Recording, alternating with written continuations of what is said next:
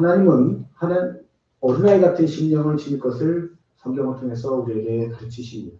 오늘 본문에서도 제자들이 예수님께 나와 천국에서 누가 크냐 이렇게 묻습니다. 예수님께서 그 질문에 어린아이를 하나 세우고 이 어린아이같이 자기를 낮추는 사람이 천국에서 큰 자니라 이렇게 말씀하시고, 더 나아가 3절에서는 누구든지 어린아이 같지 아니하면 천국에 들어가지 못하리라 까지 말씀하십니다. 우리가 이 말씀을 아주 주의 깊게 들어야 됩니다. 천국에서 큰 자는 어린아이같이 자기를 낮추는 자, 그리고 자기가 어린아이같이 되지 않으면 천국에 들어갈 수 없다 이렇게까지 말씀하세요. 천국을 들어간다는 것은 우리가 죽어서만 들어가는 천국이 아니죠. 이 땅에서도 우리는 수시로 천국을 들락날락 해야 됩니다. 물론 아예 들어가 있으면 좋지만 우리의 죄성 때문에 또 튀어나오고 그러죠. 천국에 들어가 있는 게 뭡니까? 천국의 기쁨을 맛보는 거죠. 천국의 기쁨은 어떤 식으로 맛봐요? 맛있는 거 먹을 때? 아니에요.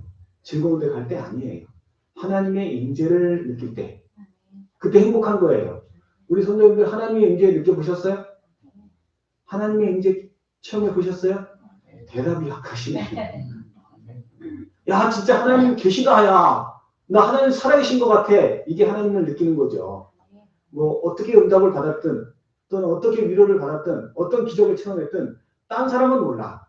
아니, 그 우연이 된 거지. 아니야, 이건 진짜 하나님이 하신 거야. 이건 내가 볼 때는 본인은 알아요, 본인은. 이게 우연이 절대 아니야. 내가 기도했더니 진짜 그대로 됐어. 이 기도가 참 중요한 게요. 기도를 안 하면 이게 우연인지 하나님이 하신 건지 구분이 안 돼. 근데 내가 기도를 많이 하면 이건 진짜 우연일 수가 없어. 하나님은 그대로 하셨기 때문에. 야, 신기하다. 하나님 진짜 계신가 봐. 이게 하나님의 임재를 느끼는 거예요. 문제 해결이 안 됐어도 하나님이 나에게 평안을 주실 때, 말씀으로 위로를 확실하게 주실 때, 이때 우리는 하나님의 임재를 느낄 수 있어요. 이러면 행복합니다. 맛있는 거 안 먹어도 되고요. 놀러 가지 않아도 좋고요. 야, 나 진짜 하나님이 계신 것 같아. 나 천국 갈 것 같아. 그거는 천국을 누리는 삶입니다. 이런 걸 못 누리면요, 이게 심각해져요. 이 성도가요, 하나님의 임재로 기쁨을 누리지 못하면 그 다음엔 세상 즐거움 찾아요.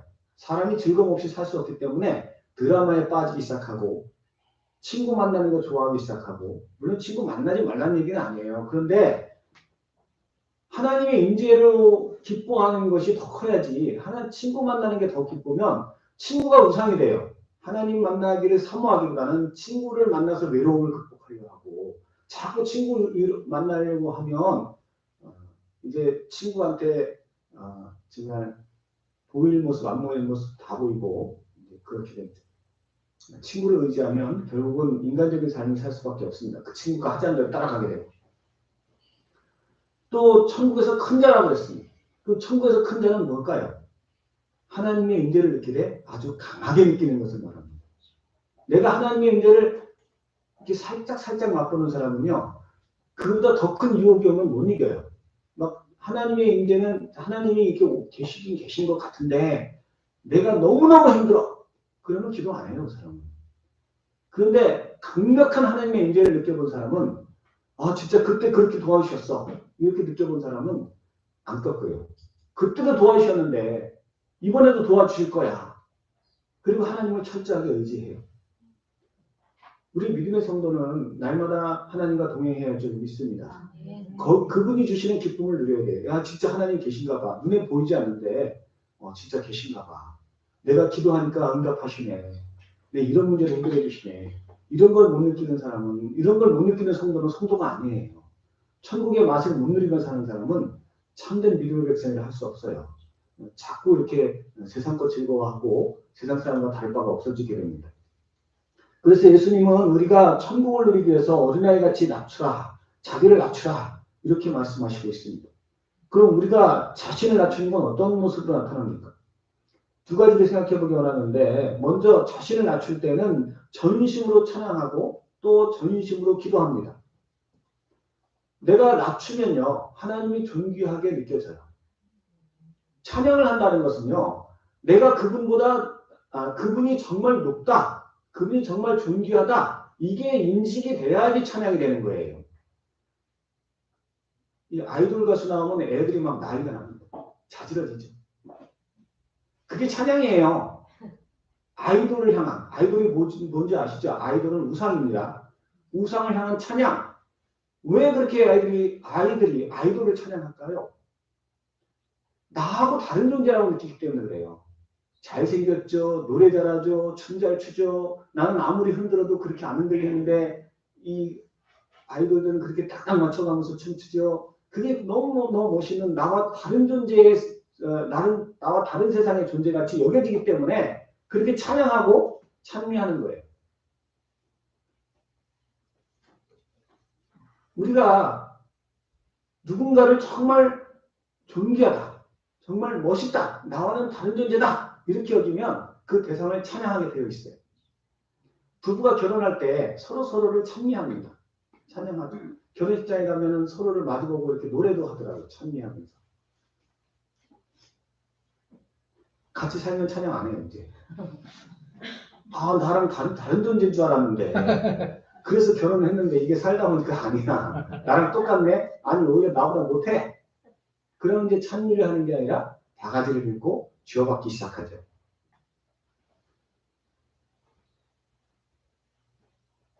그러면 안 되죠, 사실은. 내면을 봐야 되는데, 외모를 보고 그러면 안 되죠. 어린이는 자신의 낮음을 압니다. 자기가 약한 존재라는 걸 알아요. 그래서 자기보다 높은 사람이 자기에게 반응하는 것을 기뻐하고 즐거워합니다. 그게 찬양의 일종이에요. 예원이가 어렸을 때 제가 같이 놀아줍니다. 그러면 뭐 제가 여러 가지 방법으로 애를 즐겁게 해주려고 하는데, 뭐 좋은 장난감도 사줘보고 뭐 이러는데, 우리 애가 특별히 좋아하는 행동이 있더라고요. 애가 어떤 행동을 할 때 제가 이렇게 얼굴을 마주보고 눈을 동그랗게 뜨고 이렇게 반응을 하면 되게 좋아해요. 그러니까 자기가 아빠를 즐겁게 했다 이거죠. 그걸 너무 좋아하더라고요. 그거를 반복을 해. 이게 내가 이렇게 그러면 그 다음에 이제 똑같은 동작을 또 해요. 그럼 또 그렇게 하면 또 까르르 좋아하고 한 20번을 해요. 한 3번만 하면 좀 지겨운데 그만했으면 좋겠는데 아이는 그걸 너무너무 좋아하는 거예요. 그러니까 자기 생각에 우리 아빠가 나의 행동에 놀랬어. 반응을 보여주었어. 이걸 참 기뻐하더라고요. 모든 아이가 다 그럴 줄로 믿습니다. 관심을 보여주면 이 아이의 입장에서는 나는 연약하고 우리 부모님은 굉장히 높은 분이기 때문에 나의 행동에, 나의 말에, 나의 어떤 그 성적표에 반응을 보이면 굉장히 행복하고 좋아해요. 그런데 아이에게 반응을 보여주지 않으면 부모가 아이가 무슨 행동을 하든 반응을 보여주지 않으면 어떻게 될까요? 방치하는 거죠. 또 아이를 막 억압해. 얘가 내가 잘했다는 걸 인정받고 싶은데 이렇게 잘해서 이제 인정받고 싶은데 막 야단을 쳐. 억압을 해. 네, 그러면 그 애가 어떻게 되겠습니까? 그 아이는 이제 나는 아주 형편없는 존재야. 나는 아빠 엄마를 반응시킬 수 없어. 아주 깊은 상처를 갖게 되죠. 우리 하나님은 그런 분은 아니십니다. 하나님은 마땅히 찬양받기 합당하신 분이십니다. 그리고 우리에게 베푸시는 일들을 통해서 그것을 증명해 보이셨습니다. 우리는 성경에 의하면 죄인이고 형벌받아 마땅히 지극히 보잘것없는 존재입니다. 그런데 하나님은 천지를 지으시고 주관하실 뿐 아니라 그런 우리를 사랑하셔서 하나밖에 없는 당신의 독생자를 내주신 분이십니다. 아멘. 내가 이 사실 곧 나는 정말 낮은 자고 하나님은 완전하실 뿐 아니라 진정으로 나를 사랑하시는 분이시다라는 것을 믿으면 우리는 그분 앞에 날마다 감사하고 찬양을 드리게 될 줄 믿습니다. 아멘. 그리고 기도도 마찬가지입니다. 우리가 이제 어느 정도 능력이 되면 원하는 게 있으면 돈을 모아 사죠. 근데 어린아이는 부모를 통해서만 받을 수 있어요. 그거를. 자기가 원하는 게 있으면 부모가 안 주면 못 얻어요. 그러니까 오늘 동영상에서 본 것처럼 끊임없이 부모를 찾아요. 엄마 오늘 언제 와? 언제 와? 라고 묻는 것은 이제 내가 필요한 게 있는데 내가 매달려야 되니까 빨리 와야 돼. 이런 거죠. 정말 간절히 원하는 게 있으면 정말 끈질기게 매달립니다.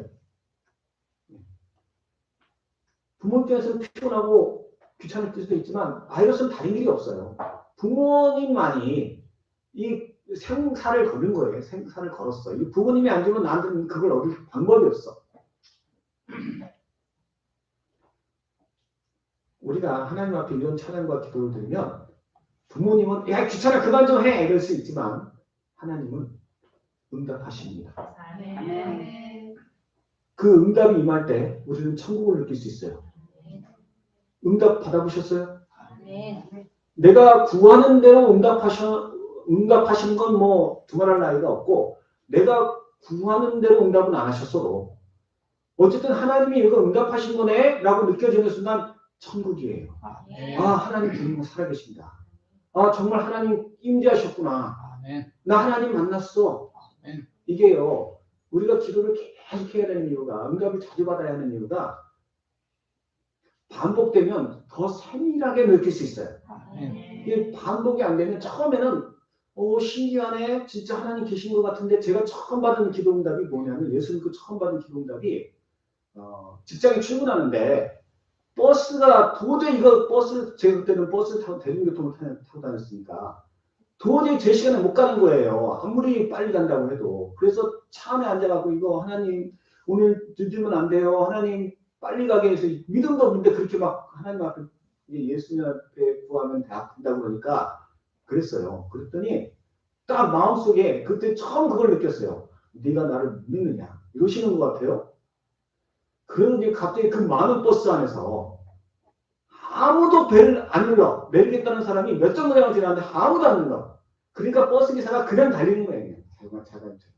신호등이 한 번도 빨간불이 아니에요. 그 많은 주차를 지나가는데 다 파란불이에요. 직장에 딱 도착했는데 제 시간에 정확하게 도착했어요. 그때 제가 하나님 임재를 처음 느껴봤어요. 근데 제가 처음 받은 그 기도응답을 지금도 기억하는데 제가 그때 어떤 생각을 했냐면 하나님 감사합니다가 아니에요. 와 신기하네. 와 신기하네. 와 신기하네. 그것만 반복했어요. 하나님 감사합니다가 아니에요. 왜냐하면 처음 받아본 기도응답이니까. 그 다음부터 기도응답을 몇 번 받아보고 그 다음부터는 이제 감사합니다 소리가 나오기 시작했는데 하나님 감사합니다 소리가 안 나오더라고요. 기도응답은 자주 받아야 돼요. 그래야 이게 하나님이 응답하셨구나. 신기하네에서 끝나면 잊어먹어요. 그 다음에. 제가 그 다음에 계속 기도응답을 받았기 때문에 그게 하나님 기도응답이라는 걸 알고 있는 거지. 그 다음에 못 받았으면 아마 저 잊어버렸을 거예요. 우리 성도님들이 기도응답 자주 받으시기 바랍니다. 그래야 임재를 느낄 수 있어요. 그래야 하나님이 살아계시다는 것을 고백할 수 있고 그래야 내가 천국의 기쁨을 맛볼 수 있어요. 하나님이 나 같은 곳에게도 응답하시네. 제가 그때 그런 생각이 들었어요. 진짜 시간이 지나면서 진짜 신기하네. 진짜 하나님 응답하신 건가? 이거 신기하네. 나한테도 응답하시나 보다. 그랬다니까요, 제가. 우리 성도님들은 안 그러시기 바랍니다. 그냥 무조건 하나님 감사합니다 이렇게 나가야 돼요. 하나님 기도 응답해서 감사합니다.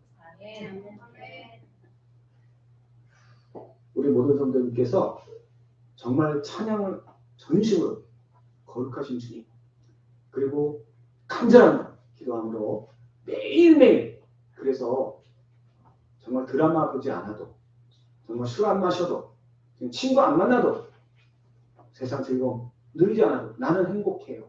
나는 즐거워요. 나는 감사해요. 라는 고백이 저절로 나올 수 있는 억지로가 아니라 진정을 할 수 있는 천국의 삶을 살아가시기를 예수님의 이름으로 축원합니다. 아멘. 두 번째로 어린아이같이 낮추는 사람은 하나님을 믿고 순종하는 사람입니다. 그럴 때 하나님의 임재를 느끼고 천국을 느끼고 또 주님 앞에 큰 자가 되는 것입니다. 내가 주님 앞에 전적으로 주님을 믿고 순종하는 것은 아이가 부모를 전적으로 믿죠. 아이는요 부모를 전적으로 믿어요. 전에 안타까운 뉴스를 들은 적이 있어요. 어떤 엄마가 아이를 길에다 버렸어요. 새벽에 아이를 차에 태우고 서울에서 의정부까지 가서 의정부의 그 캄캄한 그 추운 새벽에 영상 4도밖에 안 됐다고 해요.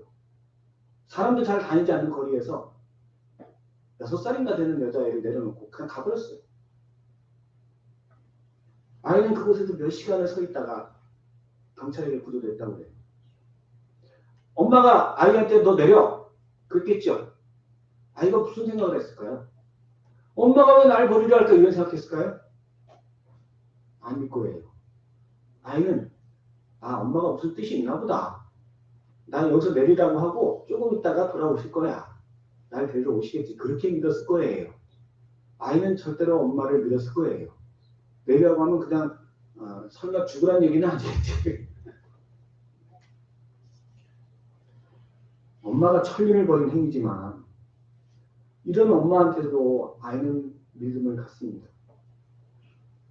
우리 하나님은요. 천리를 버리시는 분이 아니에요. 신실하신 분이세요. 나를 지극히 사랑하시는 분이세요. 내가 그분 앞에 이 어린아이 같은 이 아이 같은 믿음을 보여드리면요. 하나님은요. 내 새끼야. 내가 너를 사랑한다. 반드시 그 믿음에 대한 반응을 보여주시는 분이세요. 안 그러면 우리가 어떻게 견디냐고요. 내가 하나님 앞에 믿음으로 했는데 반응을 안 보시면 안 되죠. 그런데 아이가 조금만 이제 성장하게 되면 이제 지혜가 생기고 경험이 쌓이면 이제 엄마한테 물어요. 왜 내리라고 해요? 이유를 좀 알고 싶은데요. 말씀 좀 해주시죠. 나 죽이려고 그러는 거지 지금. 이 경험이 쌓이면요. 순종 안 해요. 더 이상 자기를 낮추지 않는 거예요. 자기 생각이 엄마의 생각이 분명히 잘못된 것 같은데 우리도 마찬가지입니다. 우리가 하나님 앞에 나는 죄인이고 죄인은 능력이 없어요. 아무것도 할 수 없어요.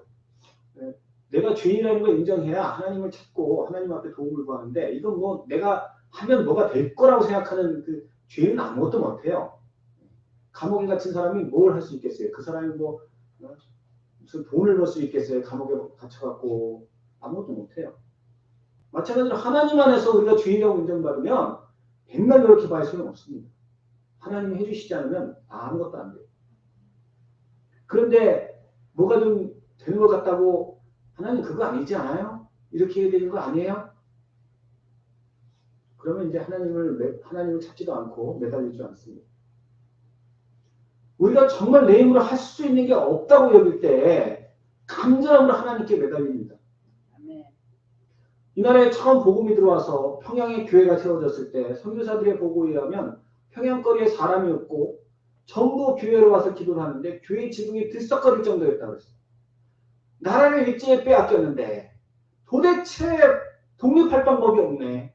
이 일제는 서슬이 시퍼렇고 우리는 힘이 없고 나라를 회복할 방법은 없고 그런데 들은 얘기가 뭐냐면 하나님은 전능하시다. 그분께 기도하면 다 응답하신다. 이 소리를 듣고 나니까 전심으로 하나님께 매달리는 거예요. 하나님 이 나라의 독립을 주옵소서.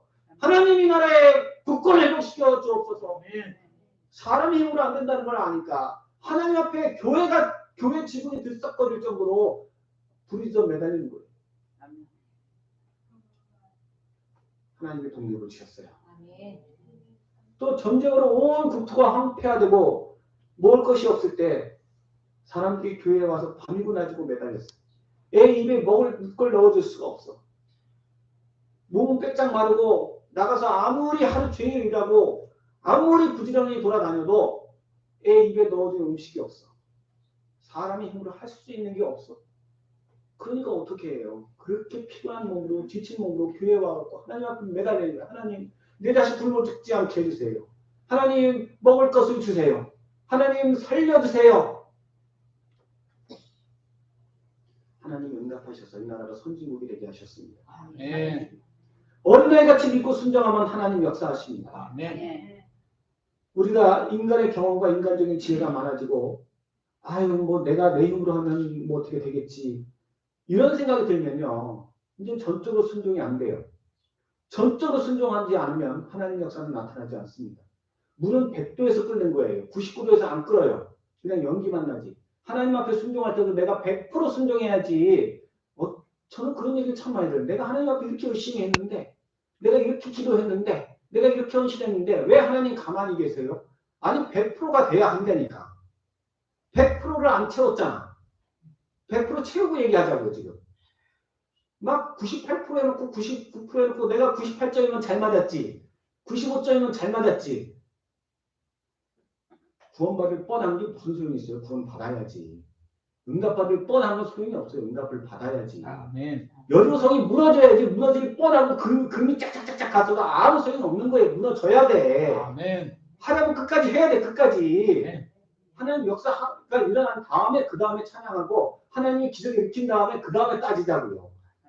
기적 일어나기 전에 내가 왜 이렇게까지 했는데 기적 안 일으키냐고요. 나는 열심히 한 것 같아도 하나님 보시기엔 아직 아니야. 내가 중요한 게 아니에요. 하나님이 중요한 거지. 아멘. 내가 따질 게 아니에요. 하나님 눈도 깜짝 안 하세요. 100% 채워야 그 다음에는 하나님 응답하시는 거예요. 아멘. 하나님의 능력과 영광이 나타나기 위해서는 내 생각이 들어가면 안 돼요. 그 100%가 안 돼요. 내 생각이 들어가면요. 이게 절대로 100%가 채워질 수가 없어요. 온전히 하나님의 말씀으로만 채워져야지 100%가 되는 거예요. 아브라함의 경우를 보세요. 아브라함이 창세기 12장에 하나님의 음성을 들었어요. 너의 본토 친척 아비 집을 떠나 내가 지시할 땅으로 가라. 아브라함은 100% 믿었을까요? 그 말씀을? 100%안 믿었어요. 100%가 안 믿으니까 그게 문제가 되는 거예요. 본토 친척 아비 집을 떠나 내가 지시하는 땅으로 가라.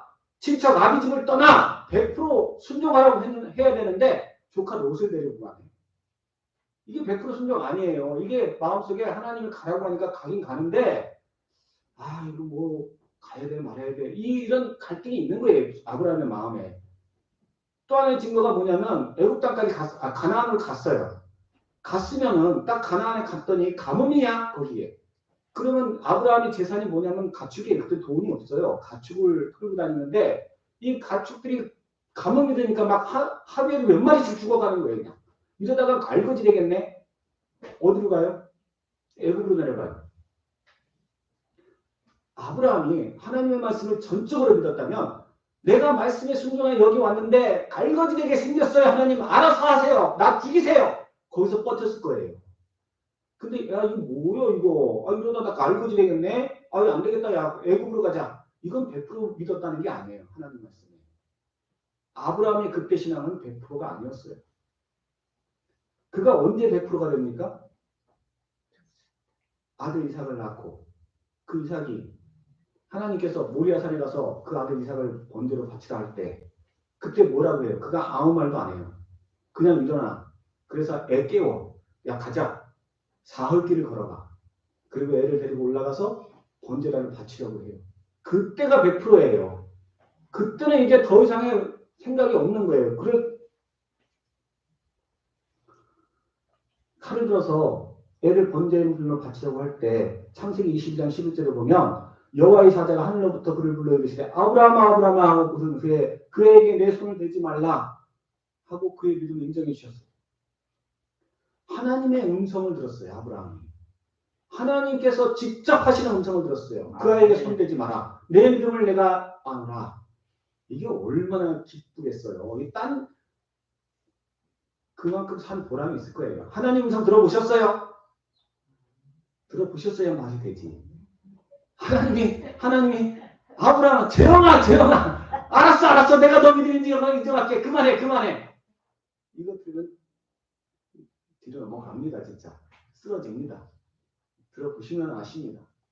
하나님 이렇게 말씀하시는 거예요. 기가 막힙니다. 이스라엘의 초대 왕인 사울이 하나님의 부름받아서 왕이 됐습니다. 아멘. 신앙이 아주 좋아 보였어요. 굉장히 겸손해 보였어요. 그런데 100%의 신앙이 아니었어요. 어린아이 같은 신앙이 아니었어요. 하나님의 말씀을 따라 왕이 됐는데 그분을 전적으로 믿지 못했어요. 블레셋의 대군이 쳐들어오는데 자기가 거느린 군대는 염소떼 같고 그나마 막 도망을 가네. 야 이러다가 가만히 있다가 죽겠다. 그러니까 어떻게 해요? 번제단을 차리고 야 내가 번제를 드릴 테니까 하나님 날 도와주실 거야. 도망가지 마. 그리고 사무엘만 드릴 수 있는 번제를 지가 드려요. 죄가 죄송합니다. 하여튼 불순종해요. 그 마음속에 의심이 있는 거예요. 하나님이 나를 버리시나 봐. 절대로 안 버리시는 하나님을 믿지 못하는 거예요. 그러니까 불순종하는 거예요. 아말렉 군대를 진멸하라 하셨을 때 어린아이 같이 따랐으면 아가방도 죽이고 살찐짐승도 다 죽였을 거예요. 그런데 백성들이 뭐라고 하냐면 살찐짐승 남겨주시죠. 아가방은 뭐하러 죽입니까? 살려주시는 왕이 더 영화스러울 텐데 그 사무엘에게 뭐라고 말하냐면 내가 이 백성들을 두려워하여 하나님의 말씀에 순종하지 못했다고 고백하죠. 100%가 아니에요. 그 마음이. 결과가 뭡니까? 길보아 산에서 비참하게 죽습니다. 한편으로 다윗은 철저하게 어린아이 같은 신앙으로 하나님을 기쁘시게 했습니다. 다윗 왕이 왕이 된 후에 사울 왕과 똑같은 경우가 생겼어요. 블레셋의 군대가 또 어마어마하게 달려오기 시작했어요. 다윗 왕이 어찌할 바를 몰라 하나님께 묻습니다. 하나님 어떻게 할까요? 그랬더니 사무엘하 5장 23절에서 하나님께서 말씀하시기를 올라가지 말고 그들 뒤로 돌아가서 뽕나무 숲을 맞은편에서 그들을 기습하되 뽕나무 꼭대기에서 걸음 걷는 소리가 들리거든 곧 공격해라. 그때 여호와가 너보다 앞서 나가서 블레셋 군대를 치라 하시니라. 상식적으로 이게 말이 됩니까? 뽕나무 꼭대기에서 걸음 걷는 소리가 들리거든. 이게 지금 무슨 얘기냐면 천군 천사가 너를 도와주러 갈 거다. 천사 하늘의 군대가 너를 도와주러 갈 것이다. 이런 뜻이에요. 근데 지금 어떻게 오냐면 그 군대가 저 멀리 땅 끝에서부터 이렇게 행진하는 소리가 들리는 게 아니라 뽕나무 꼭대기에서 나무 꼭대기에서 소리가 난대요. 나무 꼭대기에서 무슨 군대 소리가 나요. 아니 이게 이해가 되세요? 성경을 때문에 대충 읽으세요? 나무 꼭대기에서 새 소리가 나야 돼요. 근데 군대 소리가 난대요. 쿵쾅 발자국 소리가 난대요. 군마 소리와 함께. 근데 다윗은 믿었어요. 뽕나무 위에서 군대 소리가 나든 땅속에서 나든 하나님의 군대가 나와 함께 할 것이다. 그 결과가 뭡니까? 5장 25절을 보면 다윗이 여호와의 명령대로 행하여 블레 사람을 쳐서 게바에서 게셀까지 이릅니다. 이스라엘의 군대는 많지 않아요. 그런데 어쩐지 칼로 휘두르기 시작하니까 알아서 다 도망가. 이렇게 믿고 전적으로 순종하는 자에게는 하나님의 음성이 들릴 뿐 아니라 기적이 일어나는 것입니다. 네. 직장에서 바로 이 상사한테 혹은 동료들에게 능력이 많으셔요. 같이 되어보니까 정말 성실하셔요. 이 직장 동료한테 칭찬받아도 행복한 겁니다. 그런데 하나님 앞에 칭찬받는다는 것은요. 이게 말도 못하게 행복한 거예요. 이게 천국의 기쁨인 거예요. 우리가 천국에서 맛있는 거 다 있어요. 이 세상에서 맛과는 비교가 안 돼요. 여기서는 죄로 오염된 음식이고 거기는 죄가 없는 재료로 만든 걸 거예요. 먹어보진 않았어도 맛있을 거를 알아요. 다 있는데 그런 게 중요한 게 아니에요. 하나님이 거룩하신 분이 나를 칭찬하시고 인정하는 게 그게 기쁜 거죠. 심지어 그 하나님이요. 믿지 않는 사람에게는 보이지도 않는 분이세요. 믿음이 약한 사람에게는 잘 모르는 하나님. 그런데 남들은 잘 모르겠다는데 나는 그 하나님이 느껴져.